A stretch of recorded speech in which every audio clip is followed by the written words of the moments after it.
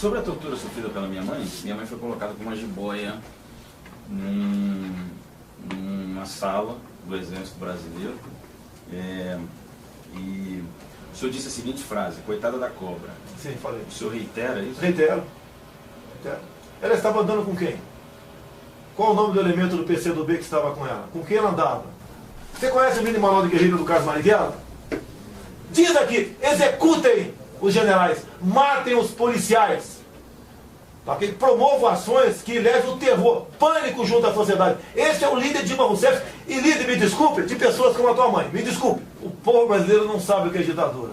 Vá na Polônia e pergunte o que é ditadura para aquele povo lá. Não, o Brasil nunca teve uma ditadura aqui. Nunca teve. Nunca passou perto de uma ditadura. Ditadura é não votar para presidente, para governador, prefeito de capital e 1/3 do Senado? Isso é ditadura?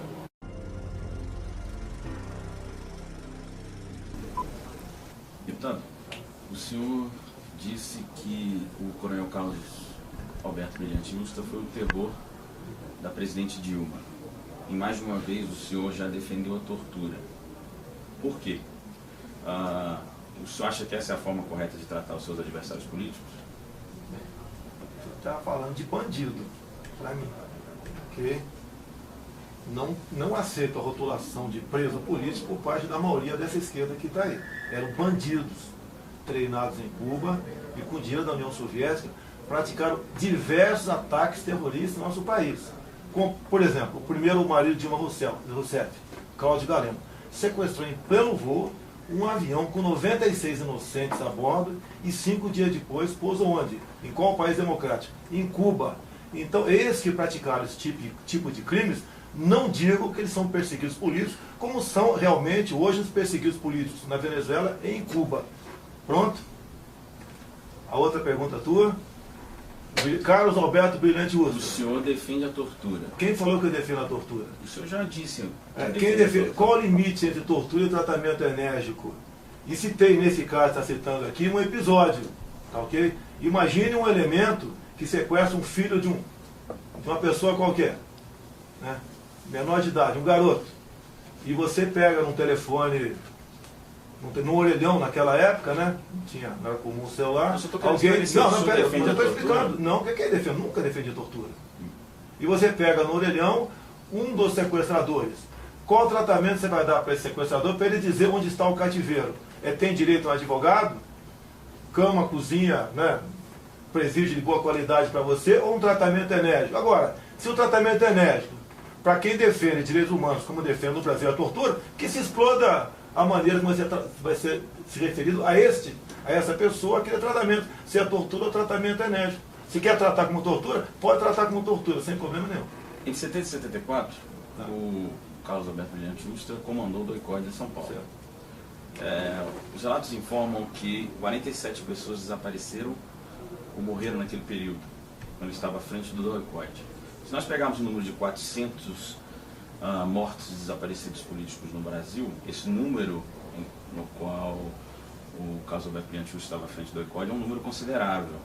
O senhor acha que os crimes dele são justificáveis, é isso? Primeiro, você está pré-julgando o Carlos Alberto Brilhante Ustra. Nunca foi condenado, em instância nenhuma, não temos nada transitado e julgado criminalmente contra Carlos Alberto Brilhante Ustra. Quem foi a primeira pessoa que disse que Carlos Alberto Brilhante Ustra era torturador? Foi a senhora Beth Mendes. Certo? FHC foi no Uruguai, com ela.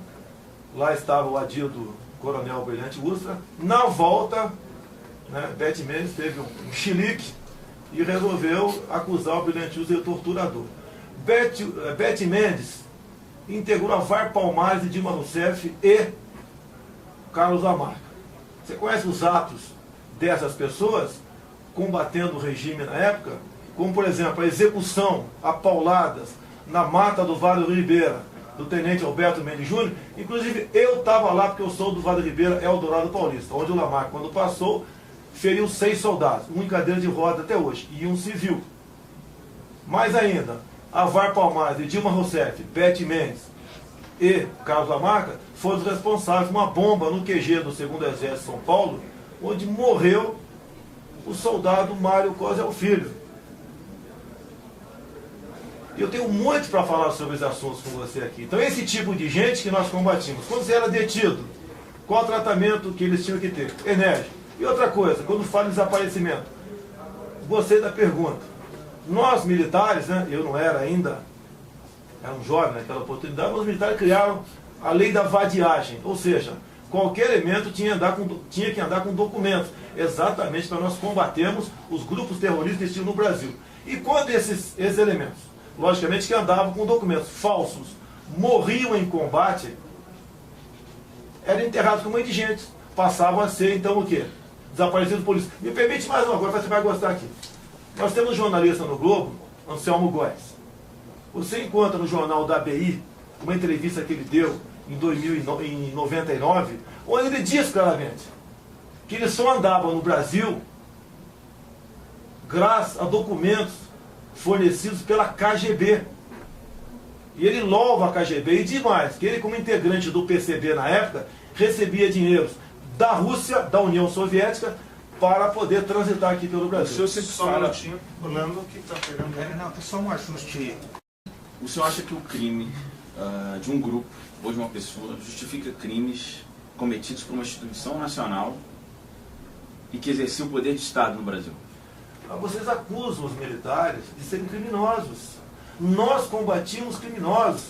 Eu nunca vou defender que um elemento preso seja torturado e executado. Nunca vou defender isso daí. Agora, as pessoas que nós combatimos naquele momento, guerrilheiros, tá, não tinham qualquer piedade com o ser humano. Mas, deputado, as pessoas foram presas, torturadas, mortas e ocultaram os cadáveres. Você está dizendo que foram mortas. Você está dizendo. Todas as pessoas, né, que acusaram o Brilhante Ustra de alguma coisa foram indenizadas. Ou seja, faltou a minha mãe, que está viva, dizer a mesma coisa, para estar ganhando agora uma boa pensão lá no Vado Ribeiro, onde ela mora com 89 anos de idade. Não é muito maior o peso cometido por quem exerce o poder do Estado? Eu gostaria de saber a opinião do senhor sobre isso. Olha, o Estado, uma vez prendendo, não tem o direito de torturar ninguém, mas tem o dever de desvendar aquele crime, que seja com um tratamento bastante rigoroso. Mas foi o que aconteceu, deputado. O que é você quer me induzir? Como explicar a morte do deputado Rubens Paiva? Rubens Paiva, vamos lá. Por coincidência, né? Olha a coincidência. Você está falando com um cara aqui que devia ser entrevistado há muito tempo, né? Ou então ninguém ouviu o discurso que já fiz aqui na Câmara. Eu, com 15 anos de idade, morava em Eldorado Paulista. Ok? A cidade num cucuruto, no morro. De cima você olhava uma extensa fazenda, Fazenda Caraitá. Proprietários da Fazenda Caraitá. Família Paiva. Entre elas, Rubens Paiva. Quanta coincidência com o Jair Bolsonaro. Okay? Base de guerrilha do Lamarca. Vizinha a família Paiva. É muita coincidência o que aconteceu. E outra coisa, naquela época, foi numa cidade ali vizinha de São Paulo, fugiu o nome dela aqui, foi estourado um aparelho. Este aparelho, que foram detidos os elementos, tinha gente que sabia que o Lamarca estava naquela região. A cidade de Itapecerica da Serra. Vou falar para você, vou chegar lá. Você não pode conduzir aqui o que eu estou te respondendo. Você pergunta, eu te respondo. Então é o seguinte, 3 foram detidos ali. E precisavam, né, esses 3 ser libertados imediatamente. Porque eles iam acabar dizendo sobre Carlos Lamarca, vizinho, né, da família de Rubens Paiva, Fazenda Caraitá em Eldorado Paulista. Então, para botar esse em liberdade, o que eles conseguiram imediatamente? Sequestraram o cônsul japonês em São Paulo. Alguns dias depois, né, alguns guerrilheiros, entre eles, esses 3 foram postos de liberdade. E ficou a dúvida, que logo depois foi estourado o aparelho de Carlos Lamarca do Vado Ribeiro, onde eu estava lá, com 15 anos de idade.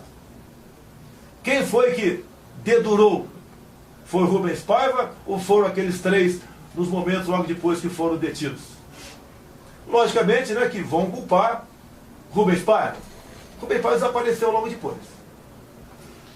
Rubens Paiva desapareceu sob o comando das Forças Armadas. Você não tem prova que eles morreram lá dentro. Você não tem prova. Documentos que comprovam a entrada Você dele. acha que tem documento? A entrada entrou aí daí. Quantos entram e saem? A entrada dele, depois ele desaparece. Ele foi morto pelas Forças Armadas. É que você está dizendo. Ele foi morto pelas Forças Armadas. Você está dizendo. Tá? Eu não tenho certeza disso. O deputado Ulisses Guimarães disse a seguinte frase: a sociedade foi Rubens Paiva, não os fascínoras que o mataram. Ele disse isso na promulgação da Constituição de 88. O Ulisses Guimarães votou no Marechal Castelo Branco a votação aberta para a Presidente da República à luz da Constituição de 46 aqui dentro. Eu quero saber o que isso tem a ver com a morte do Rubens Paiva. Mas Ele está dizendo que os fascínoras que o mataram são os militares, deputado. Olha, se nós vivíamos uma ditadura, ninguém ia acusar o ditador de fascínio. Concorda com isso? Vá lá no Irã, na Coreia do Norte, ou em Cuba, acusar o ditador. Ele falou isso na promulgação da Constituição de 88. Ele falou, ele já falava há muito tempo, ele chamou os ministros Três Patetas também naquela época. Ele foi uma pessoa aqui dentro que depois de algum tempo combateu o regime militar. Queria combater ou não? Ele queria direta já. Tanto é que ficou conhecido como o senhor direta já. E digo para você, né? O povo foi iludido, foi às ruas, não foi para pedir segurança, saúde, educação ou abaixo a corrupção. Foi para pedir direta já. Estão votando até hoje. Eu estou batendo nessa questão. Você quer que eu confesse uma coisa que eu não tenho certeza? Não. Eu estou batendo nessa questão do Rubens Paiva para te perguntar o seguinte. O senhor acha que são justificáveis os crimes cometidos pela ditadura militar no Brasil contra os militantes de esquerda? Esses militantes de esquerda eram treinados onde? Treinados onde? Eram treinados onde? Deviam obediência a quem? Acabou de morrer o Geneton Moraes, porque tem pouco tempo. Numa entrevista dele com Carlos Eduardo Clemente da Paz, o Clemente da Paz, né, falou, por livre e espontânea vontade por Geneton, o comandante do exército cubano ofereceu-nos 100 homens para a guerrilha do Araguaia. Esse pessoal queria democracia no nosso país? Deputado, o senhor está batendo numa tecla dos militantes de esquerda que foram para a luta armada, não é isso?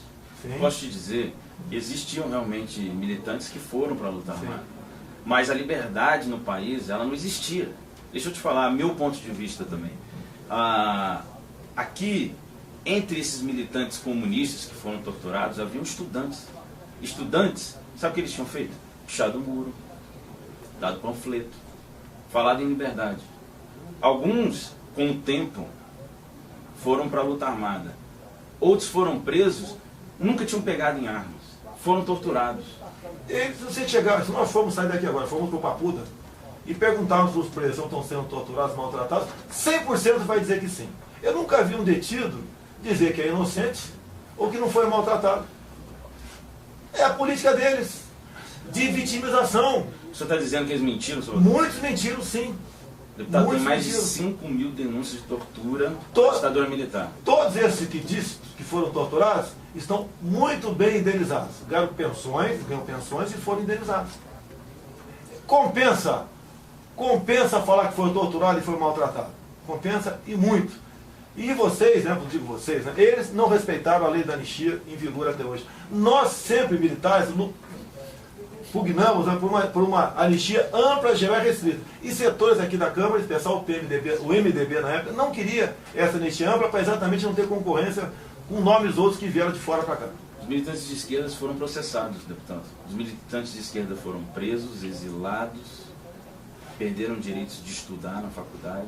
Os militantes de esquerda, eles foram condenados. Ninguém do Exército foi condenado. Ninguém do Exército cumpriu um dia. Mas cumprir pena por quê? Você estava defendendo a democracia? Olha, se esse pessoal tivesse ganho a guerra naquele momento, tu não estaria me entrevistando aqui, né? E nem estaria falando com você aqui agora. Estaremos talvez todos cortando cana e vivendo com $20 por mês, que é o salário que recebe o povo cubano. Esses militantes todos hoje que estão vivos amam Fidel Castro, amam o seu regime. Mas inclusive, tá falando... deixa eu terminar aqui, depois você fala. Inclusive, eu tenho visto na imprensa, vários jornais, quase todos, tratam Fidel Castro como ex-presidente e Figueiredo como ex-ditador. Mas o senhor se comporta como se os militares não tivessem cometido crime. Qualquer regime tem problema. Então eles cometeram crime ou não? Eu quero saber o seguinte, a Convenção de Genebra, ela aponta que os presos devem ser tratados com humanidade. No Brasil, os militantes comunistas presos, isso é um fato, deputado, não dá para reescrever a história.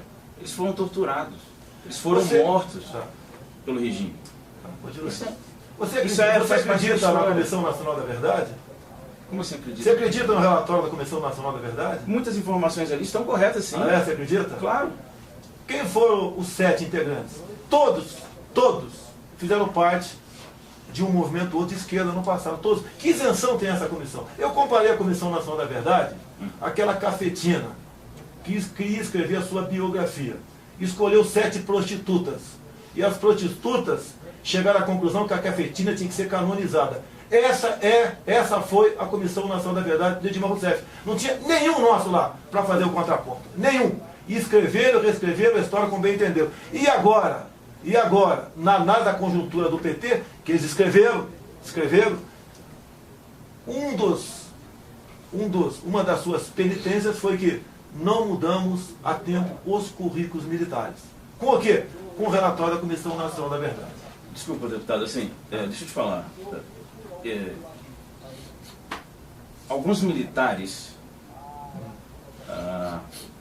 disseram que participaram da tortura.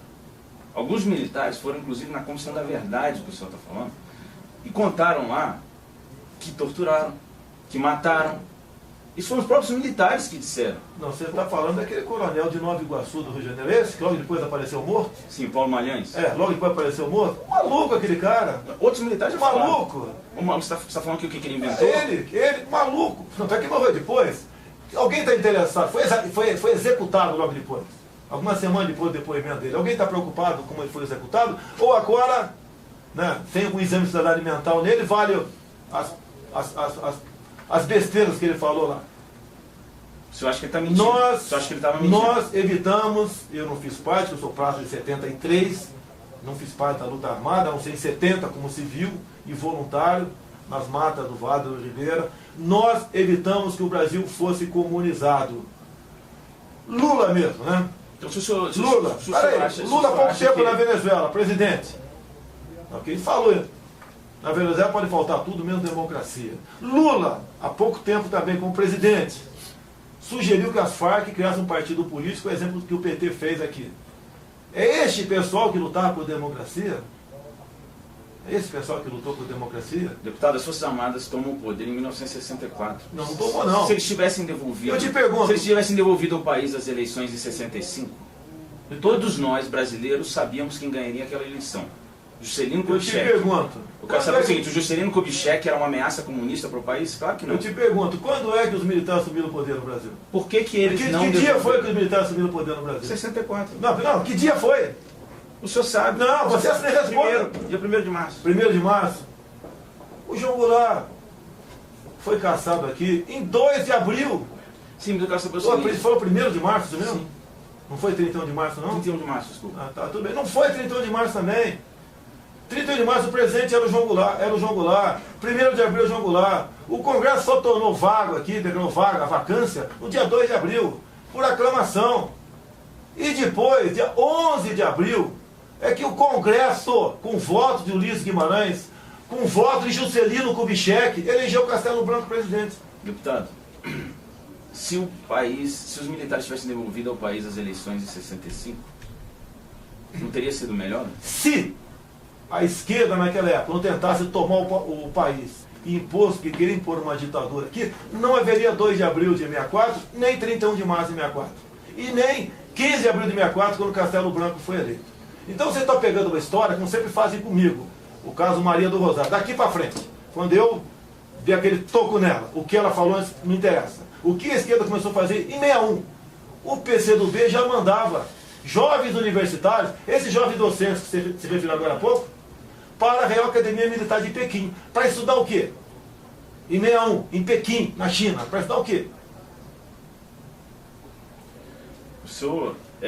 A sua preocupação é com o que eles estudavam e a ligação deles com o comunismo, não é isso? Não há nenhuma dúvida. Não, sim, então tá. Qual era o temor de devolver ao país as eleições de 65 se o JK era a pessoa que ganharia aquela eleição? O JK foi inclusive apoiado pelos militares. Tá, né? Sim, o povo tinha total liberdade no Brasil. O povo ordeiro, de bem, trabalhador, honesto. 99,9% da população tinha toda a liberdade em nosso Brasil. O Congresso não fez a devida asepsia, não expurgou quem tinha que expurgar. Teve aqui o paternalismo. Tá? E o militar, ele não era o senhor absoluto da situação. 90% dos ministros eram civis. Casa Civil, os militares eram os ministros militares, a Casa Militar e o chefe do ENFA. Deputado, não tinha liberdade de imprensa no Brasil. Deixa eu te falar. Tem um caso específico que eu fiz uma reportagem uma vez, que eu conheci um rapaz no interior do Brasil, que ele sofreu de meningite naquele período. Por quê? Porque os militares não davam notícia ruim. Tinha uma epidemia de meningite no Brasil, e a ditadura escondia isso para não dar uma notícia ruim. E o que aconteceu? Esse rapaz pegou meningite e é um deficiente hoje no interior do Brasil. Eu contei essa história na revista Época. O senhor está falando que tinha liberdade para a população, mas essa história não é verdade, deputado. Olha só, a saúde no Brasil está uma maravilha atualmente. Pô. O PT e PMDB agora, né? O PSDB também, está uma maravilha a educação no Brasil. Pegou um cara que tem meningite para contar uma história. Tá? Não, mas agora, teve uma epidemia, isso é um fato. Teve uma epidemia naquele período. Censura, mas não tem epidemia. Tivemos de dengue epidemia também aqui agora. Epidemia. Sim, tá? Mas agora tem pessoa para falar, está tendo uma epidemia. Em que ano foi isso daí, desse garoto de meningite? Que ano foi? Foi durante a ditadura, 1973. Você queria o que? Naquela época, a própria imprensa, né? Eu, por exemplo, nesse ano, 73, eu estava até 72, eu estava em Eldorado Paulista, eu entregava o jornal do Estado de São Paulo. Chegava o jornal do Estado de São Paulo. Censurado, chegava censurado. Peraí, vou te falar lá. Chegava o jornal 1 da tarde, eram 32 jornais, eu entregava os jornais lá. Era o jornalismo, os trabalhos meus nessa época. Agora, a censura que havia em algum momento, tá, tinha relação de causa e efeito. Hoje em dia você pega um telefone celular e fala com o outro lado do mundo, né? 20 mil quilômetros de distância, né? Em fração de segundos. Naquela época, existiam sequestros de autoridades em andamento, planos mais mirabolantes possíveis de tomada de poder. Inclusive eu defendo o Pinochet, você não quer que eu fale isso aqui agora? Quando o Pinochet assumiu em 73, tinham 30 mil cubanos lá dentro. Queria que ele assumisse com flores para restaurar a democracia em seu país. Então, naquele tempo, muitas informações eram dadas por certos jornalistas, que inclusive os militares não tiraram das redações. E aquela matéria naquele dia não podia sair, ou no dia seguinte, 2 dias depois podia sair. Algumas matérias, para exatamente evitar que alguém fosse executado em cativeiro, entre outras coisas. Agora, pega as matérias censuradas da época e mostra hoje em dia, para mostrar o que foi censurado. Tem muitos jornalistas que diz que de brincadeira ou de sacanagem, linguagem que eles usam hoje em dia, que publicavam receita de bolo só para sacanear os militares. Se fosse uma ditadura, não teríamos apenas um jornal Grama aqui, não aquela infinidade de jornais que nós tínhamos no Brasil. O senhor acha que o senhor representa o pensamento dos militares que estão na ativa e não podem dizer? O senhor acha que essas suas defesas são aquilo que pensam a maioria dos militares que estão na ativa? Eu só entro em qualquer local, quer seja civil ou militar, convidado. Ok? Eu não vou num quartel não sendo capitão do exército, não sendo convidado. Ok? E sou convidado para todos os eventos. Quando vou, o tratamento é excepcional. Ok? Qualquer que seja a unidade da Marinha, Aeronáutica ou Exército. É também das entidades civis, quando eu vou. Então, um tratamento excepcional para comigo. Eu tenho orgulho de ser deputado federal. E eu não sou honesto da boca para fora. Honestidade não é virtude, é dever. Devolvi em 2014 200 mil reais que a Friboi botou na minha conta. Fui citado por Joaquim Barbosa como o único deputado da base aliada que não foi comprado pelo PT. Não votei a reeleição do FHC. 200 mil reais na época. Não foi disso que eu perguntei. Então, olha só. Saber se o senhor representa esse pensamento que o senhor está falando. Representa. Não isso que o senhor está dizendo. Aqui, ó. Por que vocês têm esse livro aqui? Eu não tenho esse livro com fatos, com verdades. São fatos. Não é um livro de poema aqui. Tá? Desses que ficam escrevendo maravilhas de ser de esquerda, que ficam pregando a perfeição hipotética por aí. É verdade. Então o senhor acha que o senhor representa o que os militares pensam, estão na ativa e não pode dizer? Nunca perguntei para eles isso. A maneira como me tratam, o senhor está lá com ele, me tratam, eu sinto que existe afinidade na maioria das coisas no seu pensamento. eu falo. Sim. Entendi. Então o senhor acha que muitos militares devem concordar com o senhor? Civis, muito mais civis. Mas militares? Também, militares e civis. O senhor acha que pode acontecer de novo no Brasil? O que aconteceu, deputado, das Forças Armadas assumirem o poder, tomarem o poder, que o senhor não gosta de dizer? Não, ninguém tomou o poder. Tem eleição, pô. O Ulisses Guimarães votou em Castelo Branco. Como é que tomou o poder? Como é que tomou o poder? E depois, eu te perguntaria, agora deixa eu te perguntar também. Você acha que a eleição do Tancredo Neves foi justa? Não, eu quero Nós estamos te perguntando. Mas me responda minha pergunta. Eu quero saber se o senhor pode me responder. E responda também. Mas eu sou o senhor é deputado, eu sou jornalista. O Tancredo Neves foi uma eleição justa? Me responda. Eu preferia... Foi justo? Não te responda, vai, peraí. Deputado, não, eu não estou sendo entrevistado por um robô. Eu não estou sendo entrevistado por um robô. O senhor não está sendo entrevistado por um robô. Que eu fui entrevistado. Eu quero entender do senhor. O robô que eu fui entrevistado foi no programa CQC do caso do Preta Gil. Isso. Deputado. Lá foi um robô. Deputado. Eu te pergunto. Isso pode voltar a acontecer no Brasil? Eu te pergunto, Ulisses, responda, por favor. Eu sou jornalista, por que o senhor quer saber minha opinião? Você achou justo? Você tem que ter opinião, você não é um... Mas por que o senhor quer saber minha opinião? Você não é um vegetal. O senhor é autoridade. Eu vou te responder para você. Eu não. Foi justa a eleição da Tancredo Neves. Você achou que não, então? Ele acabou de dizer que não. Não, eu você acabou de dizer que não. Que eu não sou autoridade. E o senhor é autoridade. Tancredo Neves eu não sou autoridade, foi isso que eu quis dizer. Tancredo Neves foi eleito da mesma maneira que Castelo Branco, Costa e Silva, Médici, Gás e Figueiredo, indiretamente pelo Congresso Nacional. Vivíamos numa normalidade à luz da Constituição. O Congresso sob armas, deputado. Mas quem sob armas? Sob armas, deputado. Os militares tomaram o poder e eles comandavam o país sob armas. O Congresso foi fechado pelos militares com armas, é isso? Um deputado, o deputado Rubens Paiva foi preso e morto. Você está dizendo que eu falei de uma possibilidade de ser a esquerda, aqueles três. O senhor não pode reescrever isso. É uma possibilidade. É uma possibilidade. Por que não? O senhor não pode reescrever isso. Eu quero saber se... Você quer falar sobre Herzog também? Eu quero saber se o senhor acha que pode voltar a acontecer, deputado. O senhor ainda pode não respondeu voltar. Minha pergunta. O povo, olha só. Antes de 31 de março, 2 de abril de 64, o povo estava nas ruas. Estavam as mulheres em marcha com Deus pela família. Estava toda a mídia, os teus colegas estavam lá, exceto o Jornal Última Hora. Toda a mídia queriam que os militares assumissem. Estava a OAB, estava a Igreja Católica, os empresários, os agricultores, todos queriam a saída do João Goulart, porque sabiam que o Brasil estava com a cabeça na guilhotina, estava pronto para ser comunizado.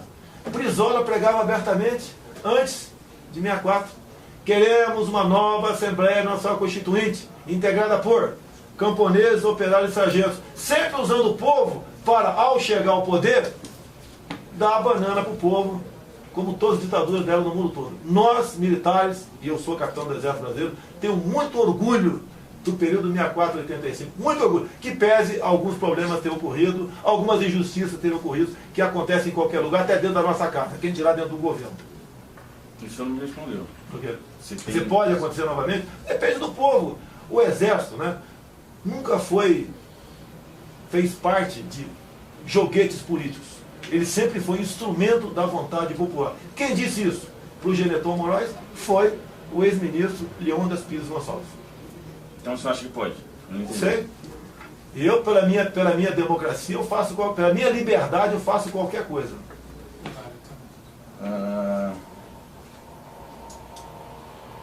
Sobre a tortura sofrida pela minha mãe foi colocada com uma jiboia numa sala do Exército Brasileiro. E o senhor disse a seguinte frase: coitada da cobra. Sim, falei. O senhor reitera isso? Reitero. Ela estava andando com quem? Qual o nome do elemento do PCdoB que estava com ela? Com quem ela andava? Se foi colocada a jiboia na sala dela, não sei. É o que ela está dizendo. Não sei. Isso aconteceu. Não sei. Então o senhor reitera. O próprio Malhães disse que usava as cobras, né? Poxa, a cobra picou alguém? Matou alguém? Se é que houve cobra? Então o senhor acha correto? Vive se vitimizando. O senhor acha correto colocar uma mulher de 19 anos... Eu te perguntei, ela andava, já que é tua mãe, agora você pode responder, ela andava com quem? Qual o nome do elemento do PCdoB que andava com ela? Partido Comunista Brasileiro. Qual era o nome? Militantes, ela era militante. Era estudantil, militante de base, sim, tinha entrado num partido comunista. Tudo bem. Onde impera o comunismo atualmente, o povo tem liberdade? Tem liberdade? Te perguntando, tem liberdade? Na Não ditadura tem. tinha liberdade aqui no Brasil, deputado? Olha, eu aproveito a oportunidade que você vai botar no ar tudo que você está perguntando aqui. Vocês aí, perguntem para os seus avós como eles viviam naquele momento. Tenho certeza que vão responder que tinha liberdade, tanto é que nós lançamos o programa Brasil Ame ou Deixo. Podiam ir e vir para onde bem entender, tinham segurança, tinham escola de qualidade, tinha uma saúde muito melhor do que é hoje, os professores eram respeitados na sala de aula, não existia essa ideologização, foi uma juventude de ouro. O pessoal da minha faixa etária são muito mais bem sucedidos que o de faixa etária de 40 anos de idade e vão ser melhor que o de 20, formado para essa esquerda que está aí. O senhor defende coisas absurdas, deputado. Assim, sinceramente, eu vim aqui para tentar ter uma conversa com o senhor, na qual o senhor realmente dissesse, né, sua visão sobre aquele período. O senhor deu a sua visão sobre aquele período. Na minha visão, o senhor acredita que foi correto os crimes cometidos pelas Forças Armadas no Brasil. Isso faz parte da história. Você não está dizendo, você está botando palavras na minha boca. Isso faz parte da história. Você está botando palavras na minha boca. Você não falou em nenhum momento dos militares mortos pela esquerda.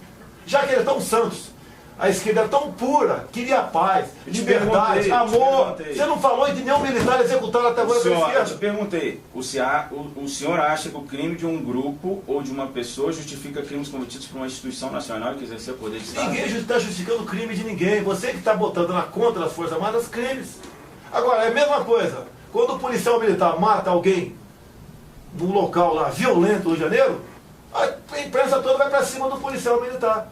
Como que aquele elemento não podia receber aquele tiro, porque o coitado do bandido estava com uma 1380, o policial estava com um fuzil, a resposta foi desproporcional. É o politicamente correto. Continue defendendo isso, que mais cedo ou mais tarde vocês podem até, talvez, conseguir seu intento.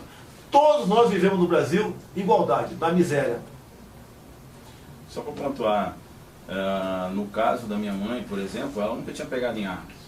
Poxa, se ela estava com elementos do Partido Comunista Brasileiro, queria impor aqui a ditadura do proletariado, ok? Foi detida.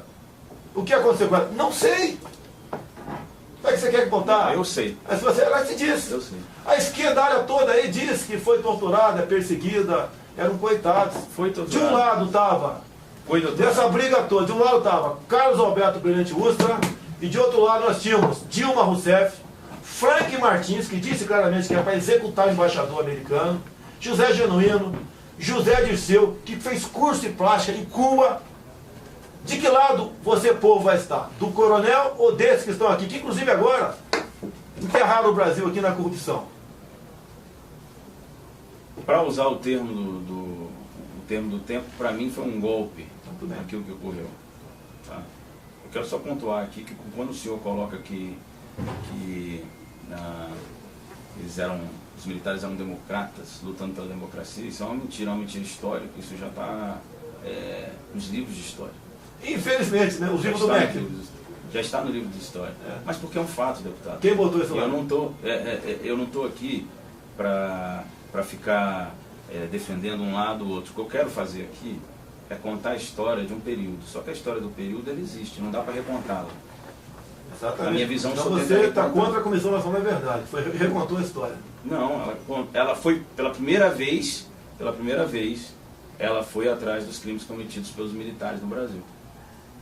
A esquerda naquele período foi presa, exilada, sofreu diversas coisas, condenada. Os militares nunca sofreram nada. Os militares nunca sofreram nada. Não tem um militar que foi para a cadeia e os crimes foram cometidos. Tem algum militar que foi executado, foi morto? O recruta Mário Cosel Filho sofreu o que ele?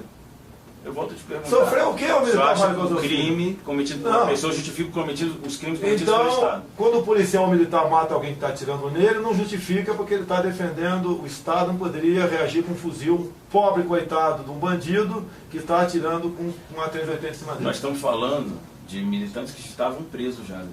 Olha só, os presos em qualquer lugar do Brasil vão dizer que estão sendo maltratados.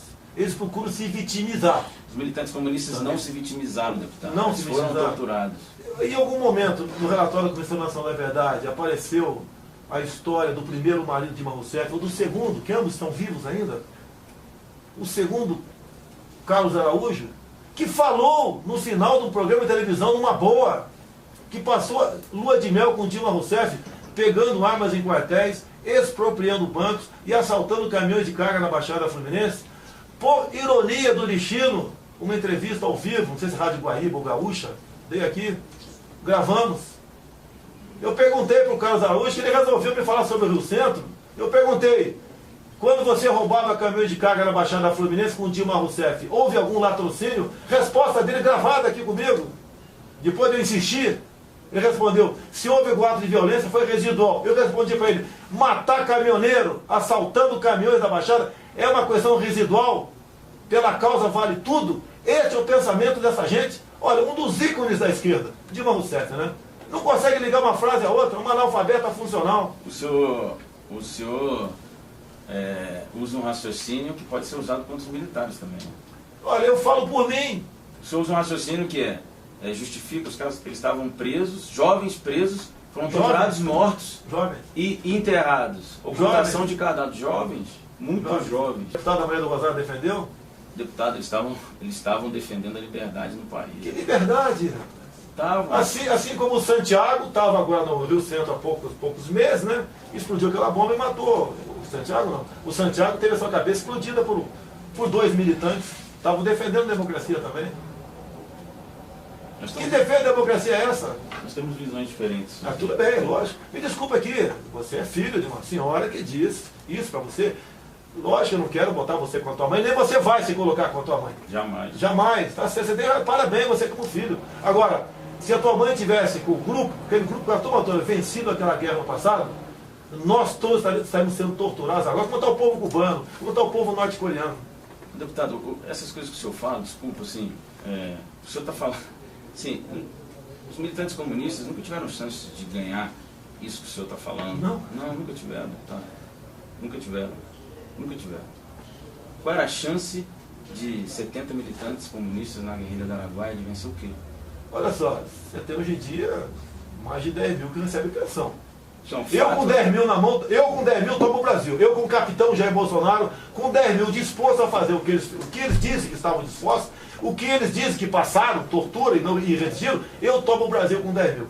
E essa é a minha preocupação. É por isso que eu acho absurdo que o senhor defende. Deixa eu te falar. Por que eu acho absurdo que o senhor defende? Porque o senhor está defendendo que se eles tivessem tomado o poder, eles iam torturar, fazer, acontecer, mas eles não tomaram o poder. Eles iam apenas Eles eles tomaram o poder. O que nós sabemos que tomou o poder foi as Forças Armadas. Isso está na história. E o que eles fizeram, isso também está na história, foi torturar, matar, ocultar cadáver, ferir pessoas, brasileiros. Nós estamos falando de brasileiros. Os quartéis foram feitos para proteger brasileiros, não para matar, torturar e ocultar cadáver. Tem famílias que nunca receberam seus mortos, deputado. Então, assim, uma coisa é o senhor ficar falando do que poderia, do que aconteceria, do que o senhor acha, a sua visão, né? Você tem que deixar acontecer para tomar Mas nós estamos falando de algo que aconteceu. Eu estou falando de algo que aconteceu. O senhor não deixa as pessoas falarem de algo que aconteceu, é um fato. As pessoas foram torturadas em quartéis brasileiros, as pessoas foram mortas e os corpos foram ocultados. Se o senhor quer fingir que isso não aconteceu, mas escolha sua. Vamos supor que fosse verdade que você está falando. Quem foram essas pessoas? Qual foi a vida pregressa delas? Pior do que aqueles 111 que morreram. Pior que aqueles 111 que morreram em Carandiru. Pior. Lutavam sim para impor a ditadura do proletariado. O próprio. Queria te agradecer. Não, vou continuar. Não, pera, me dá mais um minuto. Você veio aqui achando que, como eu sou candidato a presidente da República, eu ia pegar e ter uma nova. Ah, mas sabe, eu não vou contemporizar. Você conhece o mini manual de guerrilha do Carlos Marighella? Diz aqui: executem os generais, matem os policiais. Tá? Que promovam ações que levem o terror, pânico junto à sociedade. Esse é o líder Dilma Rousseff. E líder, me desculpe, de pessoas como a tua mãe. Me desculpe. Mas estamos falando aqui de um passado que ninguém quer de volta. Porque esse passado voltando, corremos o risco de ter no Brasil imposto aqui uma ditadura do proletariado. A exemplo de Cuba, a exemplo da Coreia do Norte e como vem acontecendo na Venezuela atualmente. Nós não podemos brincar com o passado. foram mais de 100 militares e civis inocentes mortos pela esquerda do passado. E vocês da esquerda não fizeram reflexão sobre isso. Se você está defendendo a esquerda... Não, eu quero só... Deputado, você é mais novo do que eu. Voltar, claro, bem mais novo. Eu quero só voltar a dizer que os crimes cometidos por algumas pessoas não justificam os crimes cometidos pelo Estado brasileiro. O senhor está falando dos... O senhor fica apontando os crimes da esquerda, mas o senhor nega a existência dos crimes das Forças Armadas.